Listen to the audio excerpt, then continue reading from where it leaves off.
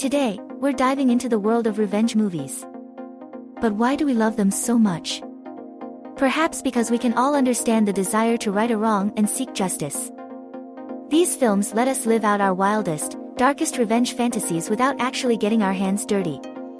Revenge as a genre has been around for centuries, but in the realm of action movies, some stand out more than others.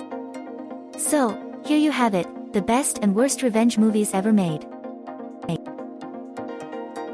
South Korean filmmaker Park Chan-wook's Old Boy is a gripping revenge thriller that follows the story of Dae Soo-oh, an obnoxious drunk who is kidnapped and held captive for 15 years.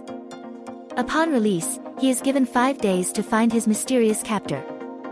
This intense and thought-provoking film is a must-watch for fans of the genre.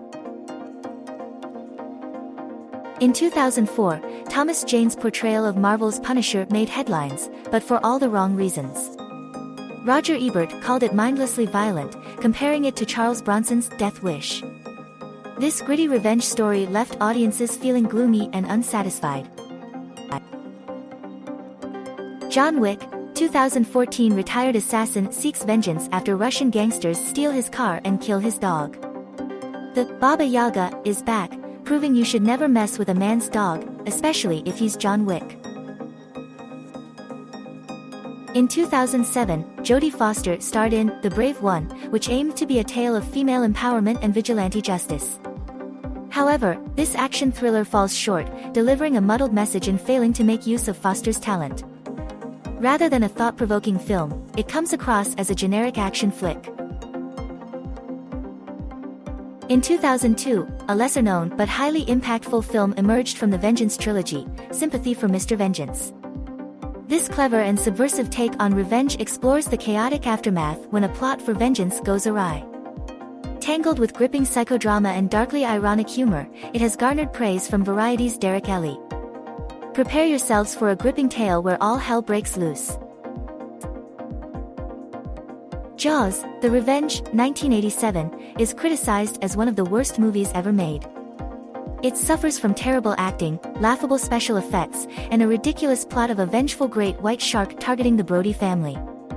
Even after 30 years, it remains a memorable film, but for all the wrong reasons. Influential South Korean thriller, The Man from Nowhere, directed by Chad Stahelski, inspired the famous John Wick series. The film follows pawn shopkeeper, Cha Tae-sik, played by Won Bin, who uncovers his violent past while battling a criminal organization to save a young friend. Critics draw parallels between this film and Luc Besson's The Professional. Worst vengeance movie ever. Nicolas Cage's latest film, based on a Joyce Carol Oates novel, disappoints. Cage plays a cop who seeks revenge after a rape case goes wrong. With a serious tone and a lack of self-awareness, this movie falls flat. A missed opportunity for a so bad it's good flick. Lee Marvin is a badass in the 1967 film Point Blank. He plays a ruthless thief seeking revenge on his partner who betrayed him. Adrian Danks describes Marvin's character as a force of physicality and vengeful essence. Worst, Payback, 1999, turns a 1962 novel by Donald E. Westlake into a violent spectacle. Director Brian Helgeland offers little beyond sadistic brutality and Mel Gibson's tough guy persona. Don't expect thoughtful commentary on revenge here. Terence Stamp shines in the stylish revenge film, The Limey, 1999. Directed by Steven Soderbergh, this crime thriller follows a violent ex-con's quest for vengeance in LA after his daughter's tragic death. Critic Edward Guthman praises its taut, imaginative, and complex storytelling.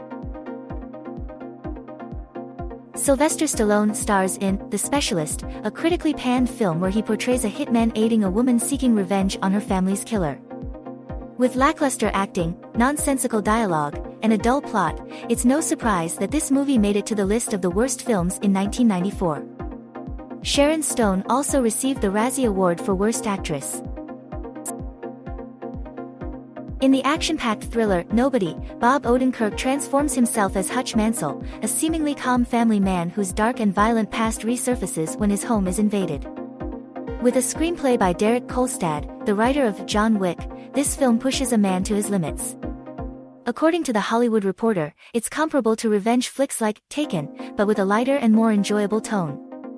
Brace yourself for a wild and entertaining ride. In the movie, The Assignment, a rogue plastic surgeon seeks revenge on a male assassin by performing gender reassignment surgery on him. This controversial 2016 thriller starring Michelle Rodriguez and Sigourney Weaver faced accusations of transphobia for depicting the transgender person's transition in a sensationalized and torturous manner. In the iconic film Carrie, adapted from Stephen King's best-selling novel, a shy high school student with telekinetic abilities faces relentless bullying from her classmates. Directed by Brian De Palma, this gripping tale of revenge was both critically acclaimed and a box office hit. As described by Pauline Kael from The New Yorker, it's a compelling narrative akin to a teenage Cinderella seeking retribution. The Halloween franchise should have died after the first film, but it just keeps coming back. The 1989 sequel, The Revenge of Michael Myers, is a major disappointment. Critics have slammed it for relying on tired slasher cliches, offering unimpressive scares, forgettable characters, and a plot that lacks direction. Today's highlight is the electrifying revenge saga, Kill Bill. Quentin Tarantino's direction is hailed as a mastery of martial arts movies, as a former assassin breaks her 4-year coma to seek vengeance on her betrayers. Roger Ebert gives it 4 stars, calling it Tarantino in his prime. Don't miss out on this thrilling, action-packed tale of a woman scorned seeking justice. The Crow, Wicked Prayer, 2005, the 4th installment in the Crow franchise, is deemed one of the worst movies. With a 3.0 IMDb score and a 0% rating on Rotten Tomatoes, this revenge film fails to impress. Edward Furlong portrays Jimmy Cuervo, an ex-con revived by a crow to avenge his and his girlfriend's murders. Critics find it uninspired and rehashing of previous films' plots.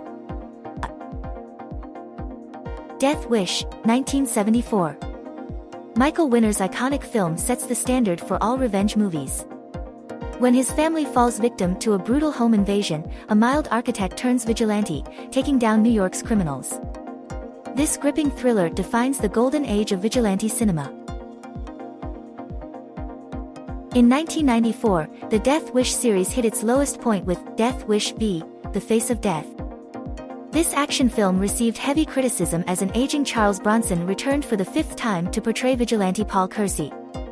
The story revolves around Kersey protecting his fiancée's business from menacing mobsters. The Washington Post's Richard Harrington commented that Bronson appeared old and resembled a sculpted potato head as he moved with grace.